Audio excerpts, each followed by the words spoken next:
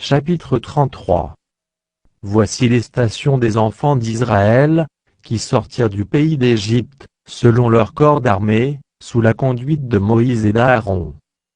Moïse écrivit leur marche de station en station, d'après l'ordre de l'Éternel. Et voici leurs stations, selon leur marche. Ils partirent de Ramsès le premier mois, le 15e jour du premier mois. Le lendemain de la Pâque, les enfants d'Israël sortirent la main levée, à la vue de tous les Égyptiens. Et les Égyptiens enterraient ceux que l'Éternel avait frappés parmi eux, tous les premiers-nés. L'Éternel exerçait aussi des jugements contre leur Dieu. Les enfants d'Israël partirent de Ramsès, et campèrent à Sukkot.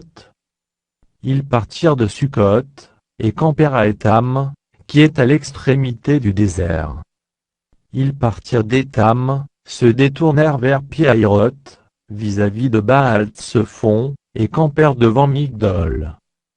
Ils partirent de devant Pi-Hahiroth, et passèrent au milieu de la mer dans la direction du désert. Ils firent 3 journées de marche dans le désert d'Étam, et campèrent à Mara. Ils partirent de Mara, et arrivèrent à Élim. Il y avait à Élim 12 sources d'eau, et 70 palmiers, ce fut là qu'ils campèrent. Ils partirent d'Élim, et campèrent près de la mer Rouge.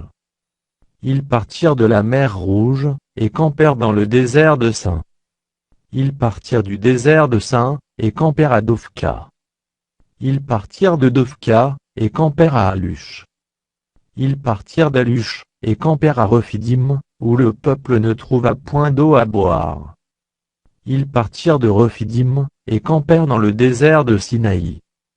Ils partirent de désert du Sinaï, et campèrent à Kibrot-Hattaava.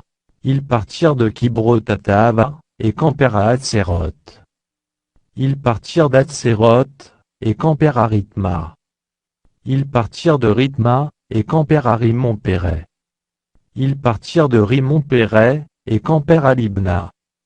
Ils partirent de Libna, et campèrent à Rissa. Ils partirent de Rissa, et campèrent à Kélata. Ils partirent de Kélata, et campèrent à la montagne de Chaphé. Ils partirent de la montagne de Chaphé, et campèrent à Harada. Ils partirent de Harada, et campèrent à Makhéloth. Ils partirent de Makhéloth, et campèrent à Tahat. Ils partirent de Tahat, et campèrent à Tarash. Ils partirent de Tarash, et campèrent à Mitka. Ils partirent de Mitka, et campèrent à Hashmona.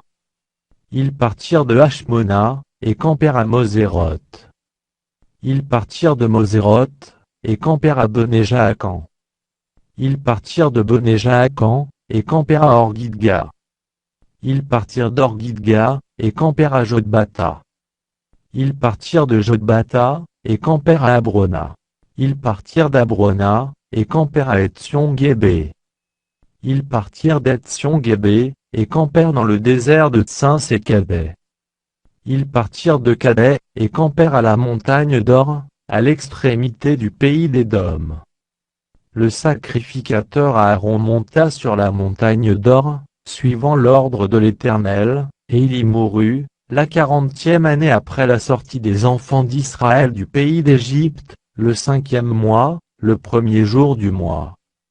Aaron était âgé de 123 ans, lorsqu'il mourut sur la montagne d'Or. Le roi d'Ara, cananéen, qui habitait le midi du pays de Canaan, apprit l'arrivée des enfants d'Israël. Ils partirent de la montagne d'Or, et campèrent à Tsalmona. Ils partirent de Tsalmona, et campèrent à Punon. Ils partirent de Punon, et campèrent à Oboth. Ils partirent d'Oboth, et campèrent à Ijijie accent aigu à Barim, sur la frontière de Moab. Ils partirent d'Ijijie accent aigu à Barim, et campèrent à Dibonga. Ils partirent de Dibonga, et campèrent à Almon-Diblathaïm. Ils partirent d'Almon-Diblathaïm, et campèrent aux montagnes d'Abarim, devant Nebo. Ils partirent des montagnes d'Abarim, et campèrent dans les plaines de Moab, près du Jourdain, vis-à-vis de Jéricho. Ils campèrent près du Jourdain, depuis Beth-Joshimoth jusqu'à Abel-Sittim, dans les plaines de Moab. l'Éternel parla à Moïse dans les plaines de Moab, près du Jourdain, vis-à-vis de Jéricho. Il dit: Parle aux enfants d'Israël, et dis-leur lorsque vous aurez passé le Jourdain, et que vous serez entrés dans le pays de Canaan. Vous chasserez devant vous tous les habitants du pays, vous détruirez toutes leurs idoles de pierre, vous détruirez toutes leurs images de fonte, et vous détruirez tous leurs hauts lieux. Vous prendrez possession du pays, et vous vous y établirez, car je vous ai donné le pays, pour qu'il soit votre propriété. Vous partagerez le pays par le sort, selon vos familles.